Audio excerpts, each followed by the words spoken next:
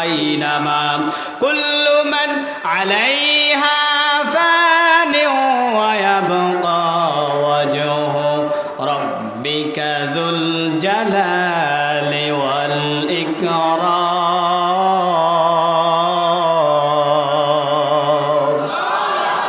এই দুনিয়াতে যারা বসবাস করে, শুধু মানুষ নয়, মানুষ ব্যতীত যত প্রাণী আছে, আত্মা আছে, যাদের রূহ আছে, জীবন আছে, হায়াত যাদের আছে, প্রত্যেকজনকে মরতে হবে। তাহলে মানুষকে মরতে হবে, এটা চিরন্তন সত্য, সত্য কথা, এতে কোনো মিথ্যার আশ্রয়। কিয়ামত হবে, উল্টে যাবে পৃথিবী, এটা কেউ মিথ্যা প্রমাণিত করতে পারবে? কেউ মিথ্যা প্রমাণিত করতে পারবে না, এটা চিরন্তন সত্য কথা। এই কথা কে বলেছেন? আরেকটু আসতে বলেন। আল্লাহ বলেছেন। আল্লাহ পাক জানিয়ে দিয়েছেন কুল্লু নাফসিন যায়িকাতুল মাউত, প্রত্যেকটা প্রাণীকে মৃত্যু স্বাদ গ্রহণ করতে হবে। একজনও এই মৃত্যু থেকে পালাইতে পারবে না। মানুষ যখন মারা যাবে, মারা যাওয়ার পরে দুইটা ঠিকানা, দুইটা স্থান থাকার জায়গা হবে, চিরস্থায়ী থাকার জায়গা। মানুষ মারা গেলে দুনিয়াতে আসার সিরিয়াল আছে, যাওয়ার সিরিয়াল নাই। দুনিয়ার শুরু আছে, শেষ আছে, কিন্তু এমন একটি জগৎ মৃত্যুর পরে যাবে যেই জগতের শুরু আছে কিন্তু শেষ নাই। শুরু আছে, শেষ নাই। সেই জগতে মানুষ মৃত্যুর পরে দুইটা জায়গা তাদের জন্য নির্ধারিত। একটা হলো চিরস্থায়ী সুখের জায়গা, সেটা হলো জান্নাত। কি সেটা? সবাই বলেন। হয় নাই? সবাই বলেন জান্নাত। আরেকটি হলো চিরস্থায়ী শাস্তির জায়গা, অশান্তির জায়গা, সেটা হলো জাহান্নাম। এই দুইটা জায়গা ব্যতীত আর কোনো জায়গা নাই। কেউ যাবে জান্নাতে, কেউ যাবে জাহান্নামে। জান্নাতে যাইতে গেলেও কিছু আমল লাগবে, আমল ছাড়া সম্ভব হবে না। আর জাহান্নামে যারা যাবে তাদের কিছু বদ অভ্যাস আছে, বদগুণ আছে, যার কারণে তাদেরকে জাহান্নামে নিয়ে যাওয়া হবে। তো সম্মানিত ভাইরা আমার, সম্মানিত বেরুবাড়ি ইউনিয়নবাসী যুবক ভাইরা, মানুষ যে মরবে এই মৃত্যু নির্দিষ্ট করা আছে। 1 সেকেন্ড আগেও সে মরবে না, 1 সেকেন্ড পরেও সে মরবে না। যার যেখানে মরণ সেখানেই হবে। এই জন্য একটা গ্রাম্য ভাষায় একটা প্রবাদ আছে, যার মরণ যেখানে, হ্যাঁ মাশাআল্লাহ মনে আছে, নাও ভাড়া দিয়ে যায় সেখানে। যার মরণ যেখানে সেখানে তাকে যাইতেই হবে, যে কোনো ওসিলায় না ওসিলায় যাবেই। সম্মানিত ভাইয়েরা আমার,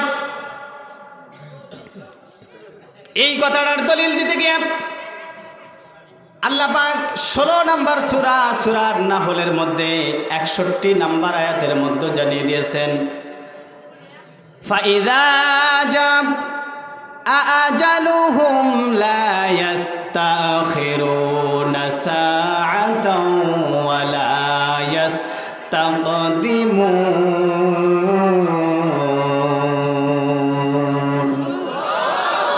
হয়নি? আরেকটু জোরে বলেন। আল্লাহ পাক জানিয়ে দিয়েছেন, যখন মানুষের কাছে মৃত্যু উপস্থিত হবে, মরণ যখন মানুষের কাছে আসবে, ওই মরণ থেকে লা ইস্তাখিরুনা, দেরি করবে না মৃত্যু। তার পূর্বে ওয়ালা ইস্তাকদিমুন, পূর্বেও হবে না পরেও হবে না। নির্দিষ্ট টাইমে, নির্দিষ্ট জায়গায়, যথা নিয়মে, যথা জায়গায়, যথা সময়ের মধ্যে তাকে আজরাইল তার রূহটা বের করে নিয়ে যাবে। সম্মানিত ভাইয়েরা আমার, এই যে মৃত্যু মানুষকে ঘিরে নেবে, মানুষ যেখানে যে অবস্থায় থাকুক না কেন, এই জন্য কবি বলেছেন, মরণ থেকে যতই পালাও মরণ তোমায় লইবে ঘিরি, যদিও তুমি লুকাও গিয়ে আকাশ পানে যেতাই সিঁড়ি। মরণ থেকে কেউ পালাইতে পারবে না, মরণ তাকে ঘিরে নেবে। আল্লাহ পাক সেই কথাটা 4 নম্বর সূরা নিসার 78 নম্বর আয়াতের মধ্যে জানিয়ে দিয়েছেন, আইনামা তাকুনু ইউদরিকুমুল মাউতু ওয়ালাউ কুনতুম ফি বুরুজিম মুশাইয়াদা। আল্লাহু আকবার। আল্লাহ পাক চমৎকার করে জানিয়ে দিলেন, তোমরা যেখানে থাকো না কেন, তোমরা যে জায়গায় অবস্থান করো না কেন, মৃত্যু তোমাকে ঘিরে নেবে, মৃত্যু তোমার কাছে উপস্থিত হবে। তুমি যদি সুউচ্চ সুদৃঢ় শক্ত কোনো প্রাসাদের মধ্যে থাকো, সেখানেও আজরাইল ঢুকবে, মৃত্যু এসে আসবে, তোমার সাথে মোলাকাত করবে, তোমার সাথে সাক্ষাৎ করবে, তোমার সাথে আলিঙ্গন করবে, মরণ থেকে বাঁচার কোনো উপায় থাকবে না। সম্মানিত ভাইরা আমার, আমি এই জন্য বলছি কথাটি, দেখেন, মানুষকে যদি মরতেই হয়, আল্লাহর দরবারে যদি উপস্থিত হতেই হয়, আল্লাহর দরবারে আপনি কি নিয়ে যাবেন? আজকে আপনি জামাইয়ের বাড়ি যখন যান, তখন গাছের লাউ, গাভীর দুধ, মুরগি নেন, অমুক ফলমূল নেন, সব কিছু নিয়ে যান। কিন্তু আল্লাহর দরবারে যখন উপস্থিত হবেন, এই ফলমূল, এই দুধ, ডিম চলবে? এগুলো কিছুই চলবে না। আল্লাহর কাছে দরকার কি দরকার আল্লাহ পাক সেটাও কোরআনের মধ্যে সূরা মুলক 62 নম্বর সূরা মুলকের 2 নম্বর আয়াতের মধ্যে জানিয়ে দিয়েছেন, আল্লাযী খালাকাল মাউতা ওয়াল হায়াতা লিয়াবলুয়াকুম আইয়ুকুম আহসানু আমালা ওয়া হুয়াল আজিজুল গফুর।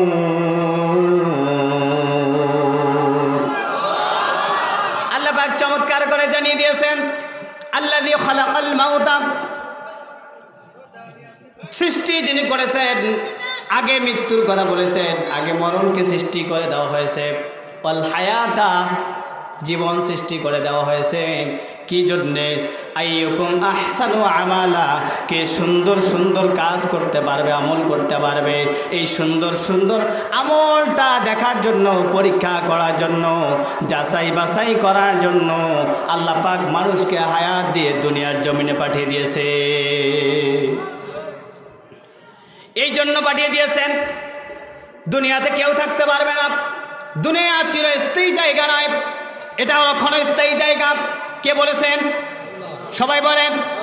আল্লাহ বলেছেন দুনিয়া চিরস্থায়ী জায়গা নয়, ক্ষণস্থায়ী জায়গা। সেই ব্যাপারেও আল্লাহ পাক জানিয়ে দিলেন, দুনিয়ায় কেউ থাকতে পারবে না। আইনামা কুল্লু মান আলাইহা ফানি ওয়া ইয়াবকা ওয়াজহু রাব্বিকা যুল জালালি ওয়াল ইকরাম।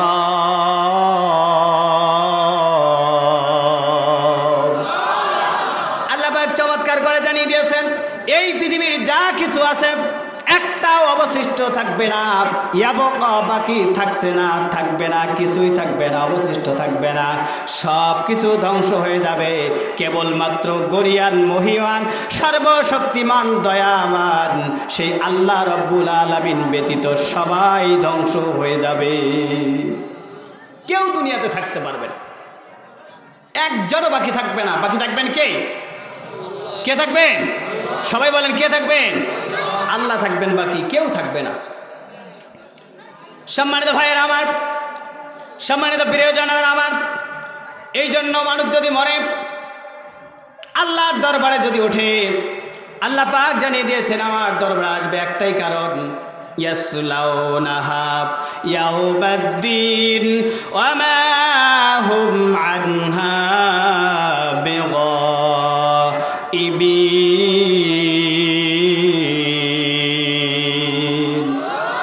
আল্লাহ পাক জানিয়ে দিয়েছেন, মানুষকে ইচ্ছায় হোক অনিচ্ছায় হোক মানুষকে আমার দরবারে আসতে হবে, কর্মফল দিবসে উপস্থিত হতে হবে। বিগাইবিন, একজন অনুপস্থিত থাকতে পারবে না।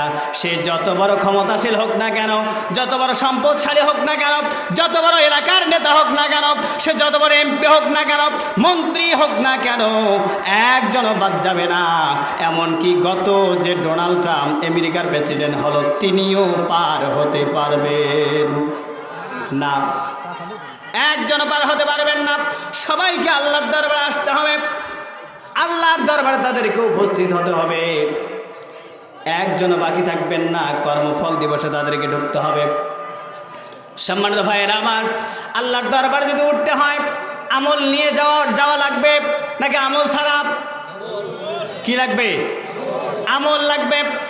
আমল ছাড়া যারাই আল্লাহর আদালতে উঠবে তারাই ধরা খেয়ে যাবে। আর যারা আমল নিয়ে আল্লাহর দরবারে উঠবে তাদেরকে জান্নাত দিয়ে আল্লাহ পাক তাদেরকে ধন্য করবেন। সুবহানাল্লাহ। এই জন্য আল্লাহ পাক জানিয়ে দিয়েছেন, কুল্লু নাফসিম বিমা কাসাবাত রহিনা ইল্লা আসহাবাল ইয়ামিন ফি জান্নাতি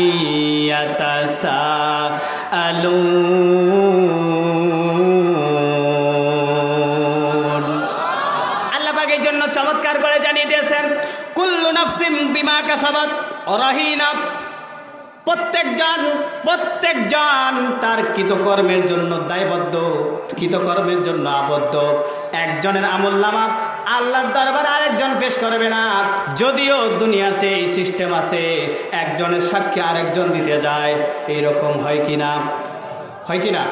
যারা মামলার আসামি আছেন তারা বোঝেন, কোর্টের মধ্যে হাজিরা দিতে যেয়ে যার হাজিরা সে না দিয়ে আরেকজন দিতে যায়, আছে কি না?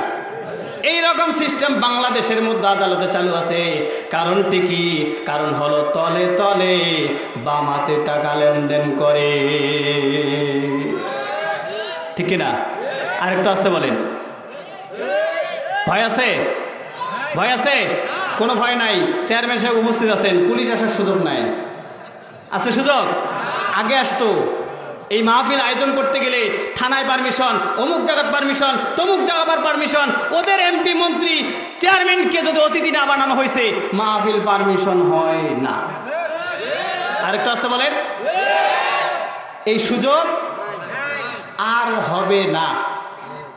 অন্তর্বর্তী সরকারকে আমরা ধন্যবাদ জানাই। তিনি বলেছেন আজ থেকে কোনো মাহফিলের পারমিশন লাগবে না। পারমিশনের নাম দিয়ে জালেমেরা এতদিন সুযোগ পেয়েছে, স্টেজগুলো পর্যন্ত তারা দখল করে নিয়েছে। এই সুযোগ আগামীতে আর হতে দেওয়া হবে, সুযোগ থাকবে না। এই জন্য দুনিয়ার আদালতে ফাঁকিবাজি করার, টেন্ডারবাজি করার, ঘুষ দিয়ে লেনদেন করার, একজনের হাজিরা আরেকজন দেওয়ার সুযোগ আছে। আল্লাহর আদালতে একজনও পার হতে পারবেন না। কে বলছেন? আরেকটু আসতে বলেন কে? আল্লাহ বলছেন। সম্মানিত ভাইয়েরা আমার,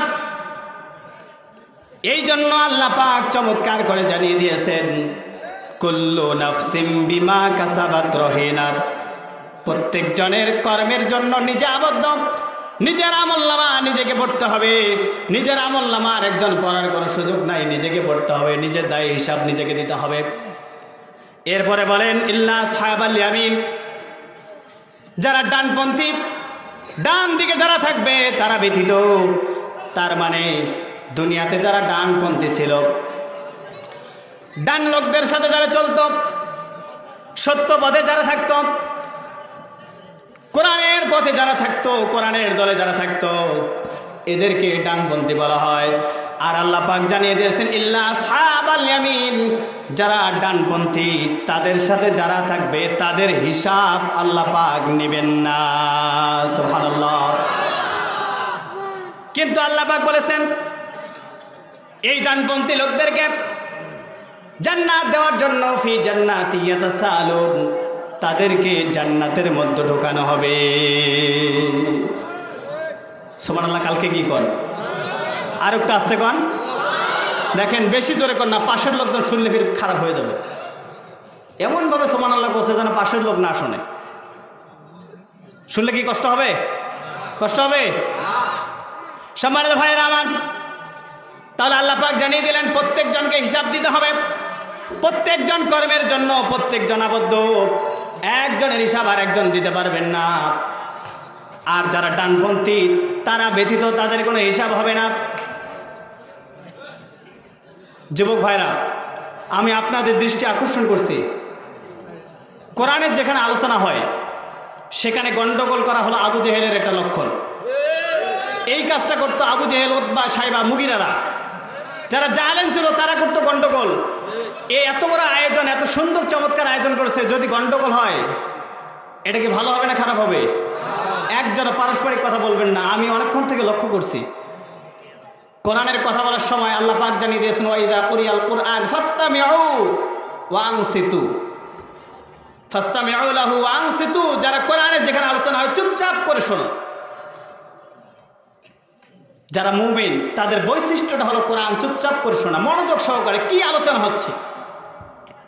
আর যারা কাফের, মুশরিক, বাতিল, যারা জালেম ছিল, পথভ্রষ্ট লোকেরা ছিল, তারাই মাহফিলে কোরআনের দর্শে, কোরআনের তেলাওয়াতে তারা গন্ডগোল, হট্টগোল তৈরি করত। আমি এটা আশা করব না যেখানে ওই শ্রেণীর লোক এখানে আছে। সম্মানিত ভাইয়েরা আমার, এই জন্য আল্লাহ পাক জানিয়ে দিলেন প্রত্যেকজনকে তার নিজের কৃত কর্মের জন্য দায়বদ্ধ। যারা জান্নাতের পথে ডানপন্থী, যারা ভালো পথে যারা থাকবে, কোরআনের দলে যারা থাকবে, এদের আল্লাহ পাক কোনো হিসাব নেবেন না, বিনা হিসেবে ফি জান্নাতি ইয়াতাসাইলুন, তাদেরকে জান্নাতের মধ্যে ঢুকাবে।